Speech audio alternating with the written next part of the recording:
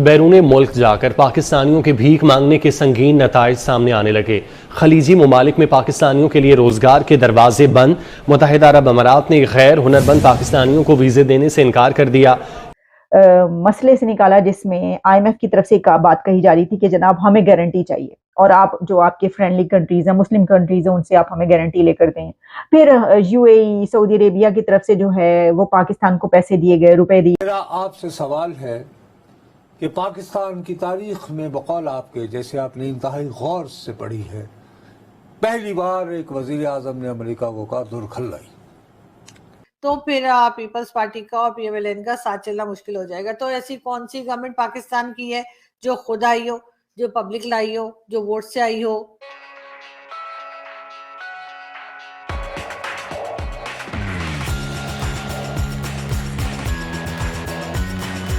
You اے ای سے موصول ہونے والے ماہانہ 45 کروڑ ڈالر کی ترسیلات زر متاثر ہونے کا خدشہ ہے۔ بیرون ملک جا کر پاکستانیوں کے بھیک مانگنے کے سنگین نتائج سامنے آنے لگے۔ بات کرتے ہیں اشرف خان ہمارے ساتھ موجود ہیں۔ جی اشرف۔ جی اگر دیکھا جائے بیرون ملک جا کر پاکستان کے بھیک مانگنے کے نتائج سامنے آنے لگے ہیں۔ متحدہ عرب امارات نے پاکستانی مزدوروں کو ملازمت کے دروازے بند کر دیے ہیں۔ پاکستان سے ملازمت کے لیے یو اے ای جانے والوں کے لیے بری خبر سامنے آئی ہے۔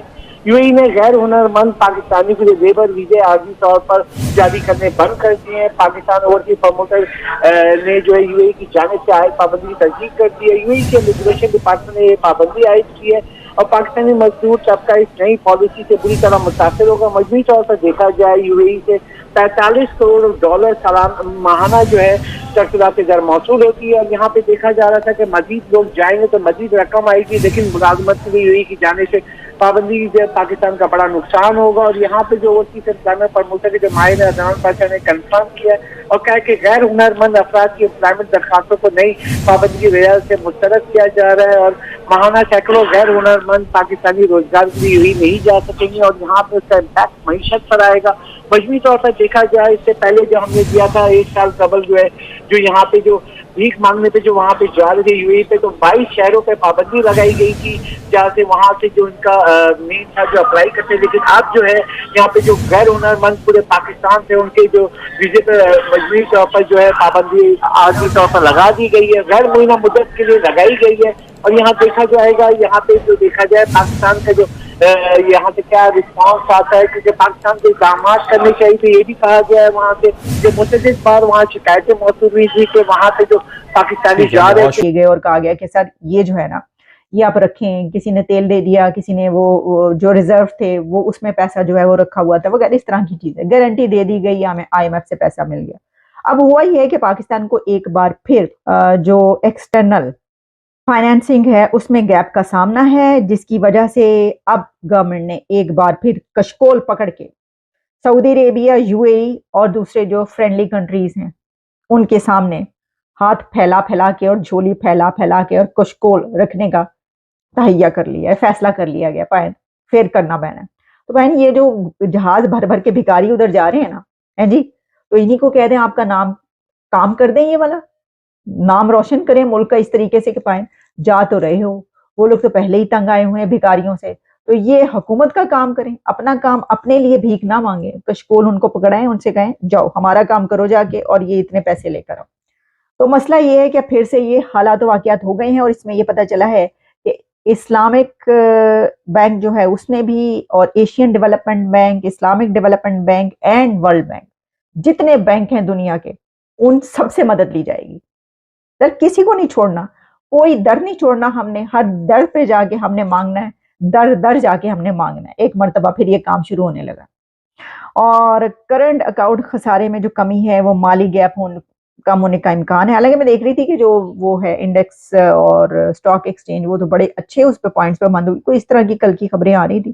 اچھا جی، پھر یہ کہ کوئی $6 بلین ٹارگٹ جو ہے اس میں جو ہے وہ 3 منتھس میں 94 کروڑ 70 لاکھ ڈالر جو ڈیفیسٹ ہے، اور اندازہ یہ ہے گورنمنٹ کا کہ جو کرنٹ اکاؤنٹ ڈیفیسٹ ہے وہ $6 بلین سے کم ہو کر کوئی $4 بلین تک رہ گیا۔ تو پھر جب یہ رہ گیا ہے، ساتھ ساتھ اچھی تھوڑی خبریں دے دیتے ہیں، تک کم ہو گیا، اتنا زیادہ ہو گیا۔ بھائی بات یہ ہے، سرے سے آپ کے سامنے بات ہے کہ اب ایک مرتبہ پھر آپ کشکول پکڑیں اور نکل پڑیں۔ جناب ایک طرف یہ صورتحال، تو وہیں پر جہاں इतने बड़े मसाइल है, तो वहां पर मुल्क के अंदर सबसे बड़ा इस वक्त इश्यू कौन सा चल रहा है कि अहमद नूरानी यानी कि जर्नलिस्ट जिन्होंने वो पापा जॉन्स वाला वो सारा स्कैंडल और वो सब कुछ सामने आया था, तो वो अब एक शराब की दुकान पर शराब बेच रहे हैं। मतलब मुझे तो कोई याद नहीं पड़ती है कि 1947 से लेकर अभी तक पाकिस्तान की जितनी भी सिविल गवर्नमेंट्स आई हैं, क्या उनमें से कोई एक गवर्नमेंट भी ये दावा कर सकती है कि उसे लोगों ने वोट दिया था इस वजह से वो आ गई, या लोगों ने पसंद किया था, लोग चाहते थे वो आ जाए और लोग ने उनके लिए वोट किया था और वो वाकई में उन्हीं वोट्स की वजह से वो लोग जो है वो इक्तिदार में आए या वो पावर में आए या उन्होंने गवर्नमेंट बनाई। चाहे वो जुल्फिकार अली भुट्टो की गवर्नमेंट हो, चाहे वो बेनजीर भुट्टो की गवर्नमेंट हो, चाहे वो नवाज शरीफ की गवर्नमेंट हो, चाहे आसिफ अली जरदारी की हो, चाहे वो इमरान खान की गवर्नमेंट हो, हर गवर्नमेंट को लाने वाले पॉलिसी मेकर्स और एस्टेब्लिशमेंट ही है।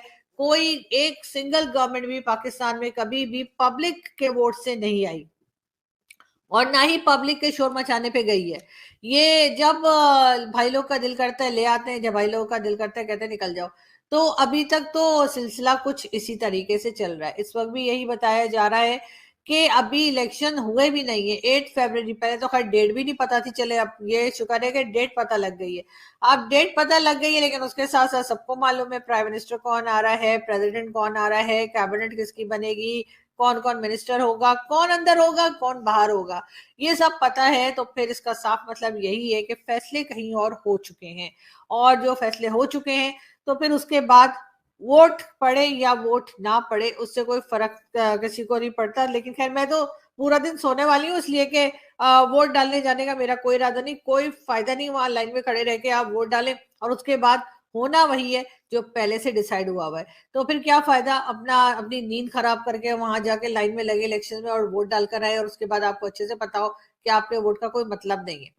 पाकिस्तान में किसी भी इलेक्शन का कभी भी कोई मतलब नहीं होता, लेकिन अब ये बात आम पब्लिक की भी समझ में आने लगी है। क्या 25,000 मुअद्दब अंदाज में सुनो यही ना, क्या वो 25,000 बंदे डिपोर्ट कर दिए गए हैं? कर दिए जाएंगे? नहीं किए जाएंगे। Words words words, Hamlet, Shakespeare, okay. एवं कह दिया गल्ला ने ये खामखा का तुमने असली इनकी सुनी कि इनका क्या ख्याल है। नॉनसेंस, यानी इंसानों को नॉनसेंस नहीं कहा जाता, गुफ्तगू नॉनसेंस होती है, लेकिन जोश खताबत में वो इतनी अंग्रेजी बोल गए। ठीक है, ये जोश खिताबत नहीं था, ये 2 नंबरी थी। छोड़ा करो ना यार, बस एक शख्स अगर मुल्क की पॉलिसी बता रहा है, मुल्क की पॉलिसी देखो, एक अमेरिका जैसी सुपर पावर वो कह रहा है कि स्टे इन योर लिमिट्स। और उनको आजकल अमेरिका दा IMF दा विजिट आया, उन्होंने जाते बड़ा page. That's a different deal. अरे यार छोड़ो ना दूसरा साहब, मैं दिस इज वेरी अनफेयर। चीजों वो एक डिफरेंट डील है। अरे भाई, चीजों को इतना जज्बाती मिठा डाल के नहीं कहा करते, सीधी सी बात है, बुनियादी बात। मैंने जिस दिन से काकड़ साहब वजीर आजम बने हैं, मैं हमेशा आपको रिपीटेडली करता रहा हूँ, मैं कहता हूँ यार मेरे तो जाती तौर पर मेरे उनसे बड़े अच्छे ताल्लुकात हैं।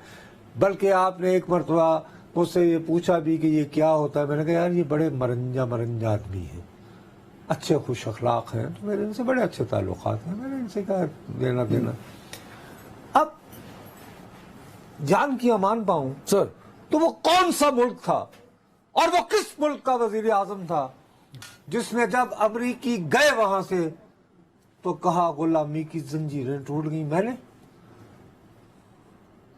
नहीं, वो तो चलो चले, वो चले गए, इन्होंने नहीं किया था। ये कहाँ के रहने वाले हैं? कोयटा है? हाँ। ते एक कुछ लाख दी और मस्जिदां दे अंदर चले लोग होंदे सन, आजकल कितने होंदे ने? आजकल वो कंधार चले गए। अच्छा, उनके खिलाफ उन दिनों कोई तकरीर की थी इनकी कोई?